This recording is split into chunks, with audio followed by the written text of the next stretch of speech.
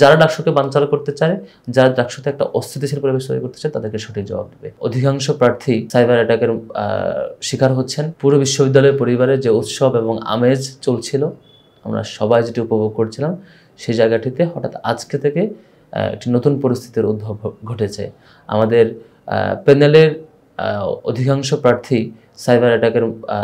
শিকার হচ্ছেন। অলরেডি আমাদের গবেষণা ও প্রকাশনা সম্পাদক পদপ্রার্থী সাজ্জাদ হোসেন খানের আইডিটি অলরেডি সাসপেন্ডেড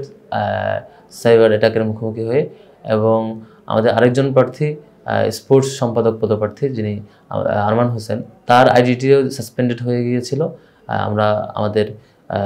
বেশ কিছু ভাইদের সহযোগিতায় প্রাথমিকভাবে সেটি রিকভার করতে পেরেছি। আবার একই সাথে আরেকজন দায়িত্বশীল রেজাউল করিম শাকির, তার আইডিটিও সাসপেন্ডেড ফেসবুক থেকে। এবং আমরা লক্ষ্য করেছি এই আইডিগুলো সাইবার অ্যাটাকের আক্রমণের শিকার হওয়ার পরে বেশ কিছু পেজ থেকে যারা দাবি করছেন তারা এখানে অ্যাটাক করেছেন এবং তারা সেটি সফল হয়েছে বলে দাবি করছেন, যেটি আমাদের জন্য খুবই উৎকণ্ঠার, উদ্বেগের যে রাষ্ট্র এবং প্রশাসন ডাকসুর মতো একটি গুরুত্বপূর্ণ জায়গায় তার প্রার্থীদের তথ্যের প্রাইভেসি এবং সোশ্যাল মিডিয়া অ্যাকাউন্টের নিরাপত্তার জায়গাটিকে ঠিকঠাক দিতে পারেনি। এবং একই সাথে আমরা লক্ষ্য করেছি আমাদের মূল প্রার্থী যারা প্যানেলের অন্যান্য সম্পাদক এবং পাশাপাশি বিপি, জিএস, এজিএস, আমাদের মোহাম্মদ আবু সাদিক কায়েম, মহিউদ্দিন খান এবং আমার আইডি, সবগুলোই ক্রমাগত সাইবার অ্যাটাকের মুখোমুখি হয়ে বারবার রিস্ক যেমন কমেছে, আবার একই সাথে লগ আউট হয়ে যাচ্ছে। সেদিক থেকে আমরা আমাদের প্রাথমিক মেজারমেন্ট হিসাবে আমরা আর কোনো উপায় না পেয়ে আপাতত ডিএক্টিভ রেখেছি, যাতে করে সাইবার আক্রমণের জায়গা থেকে অন্তত কিছুটা রেহাই পাই। কিন্তু এইভাবে সোশ্যাল মিডিয়া থেকে কিংবা সাধারণ মানুষ থেকে ডিটাচ রেখে তাদের কাছে আমাদের বার্তা পৌঁছানোর জায়গাটি থেকে আমাদেরকে থামিয়ে রেখে কারা ফায়দা লুটতে চায়, কারা আমাদেরকে মানুষের কাছে তথ্যগুলো প্রচারের যে মাধ্যম, সোশ্যাল মিডিয়া মাধ্যম বর্তমান সময়ে, সেটি থেকে দূরে সরে রেখে কারা ফায়দা লুটতে চায়, এটা বড় একটা চিন্তার কারণ আমাদের কাছে। আমরা মনে করি ঢাকা বিশ্ববিদ্যালয়ের শিক্ষার্থীরা এই সামগ্রিক যে তৎপরতা, সাইবার ওয়ার্ল্ডে যে পরিমাণ আক্রমণ এবং আমাদেরকে ভিকটিম করা হচ্ছে প্রার্থীদেরকে, এ ব্যাপারে ঢাকা বিশ্ববিদ্যালয়ের শিক্ষার্থীরা সঠিক বিবেচনা করবে এবং বিবেচনার মধ্য দিয়ে আগামীকাল 9 তারিখ তাদের ডাকসুতে অংশগ্রহণের মধ্য দিয়ে, ডাকসু নির্বাচনে তাদের স্বতঃস্ফূর্ত অংশগ্রহণ করার মধ্য দিয়ে যারা ডাকসুকে বানচাল করতে চায়, যারা ডাকসুতে একটা অস্থিতিশীল পরিবেশ তৈরি করতে চায়, তাদেরকে সঠিক জবাব দেবে। আমরা আমাদের জায়গা থেকে বিশ্ববিদ্যালয়ের সকল শিক্ষার্থীকে আহ্বান করব, কোনো পরিস্থিতি, কোনো চক্রের পরিকল্পিত অস্থিতিশীল পরিবেশ তৈরি করা কিংবা অন্য কোনো ক্রাইসিস তৈরি করার মাধ্যমে যাতে আগ্রহ হারিয়ে না ফেলি, বরং যে পরিস্থিতি আসুক না কেন, যে ধরনেরই পরিবেশ তৈরি করতে চাক না কেন, যেরকমই ষড়যন্ত্র করুক না কেন, আমাদের ঢাকা বিশ্ববিদ্যালয়ের শিক্ষার্থীরা প্রত্যেকে যার যার জায়গা থেকে যাতে নির্দিষ্ট বুথে এসে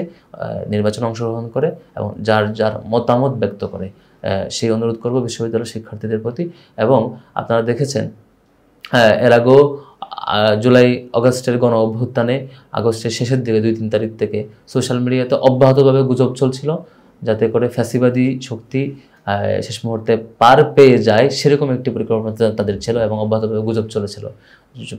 ছাত্র জনতা সেই সময়টাতে কোনো গুজবে কান না দিয়ে এবং কোনো ধরনের প্রপাগান্ডায় কান না দিয়ে তাদের রায় এবং গণ অভ্যুত্থানে অংশগ্রহণ জারি রেখেছিল। ঠিক এই ডাকসুতে শিক্ষার্থীদের আগ্রহকে দমন করবার জন্য, ডাকসুকে বানচাল করবার জন্য নানা অপচেষ্টা, নানা তৎপরতা, অপতৎপরতা কিংবা অপপ্রচার, সিন্ডিকেটেড প্রপাগান্ডা সব কিছুই চলছে। একটি পক্ষ সেটির চেষ্টা করছে। আমাদের দিক থেকে সকল শিক্ষার্থীর প্রতি বিনীত অনুরোধ থাকবে, এই ধরনের শেষ মুহূর্তের অপপ্রচার, প্রপাগান্ডা, সিন্ডিকেটেড প্রপাগান্ডা কিংবা অন্য কোনো অস্থিতিশীল পরিবেশ তৈরি করার অপচেষ্টা কোনোভাবেই যাতে আমাদের কোনো শিক্ষার্থী কোনোভাবেই সেটিকে ভয় না পায়, ঘাবড়ে না যায়, সেটিকে বড় ফ্যাক্টর হিসেবে বিবেচনা না করে, বরং আমরা তার বিপরীতে এসে সকল অপপ্রচার মারিয়ে, সকল বাধা মারিয়ে প্রত্যেক শিক্ষার্থী যেন যার যার জায়গায় বা যেখানে থাকেন না কেন আগামীকাল আমাদের নির্ধারিত বুথে এসে নির্বাচনে অংশগ্রহণ করেন, আপনার স্বাধীন মতামত ব্যক্ত করেন এবং আপনার পছন্দের প্রার্থীকে ভোট দেন। এবং গত কিছু সময়ের আগামী এই একদিন কিংবা এই শেষ মুহূর্তের অপপ্রচার, প্রপাগান্ডা যাতে আমার আপনার কারো চিন্তাকে কোনোভাবে প্রভাবিত না করে, সেই অনুরোধ রেখেই শেষ করছি।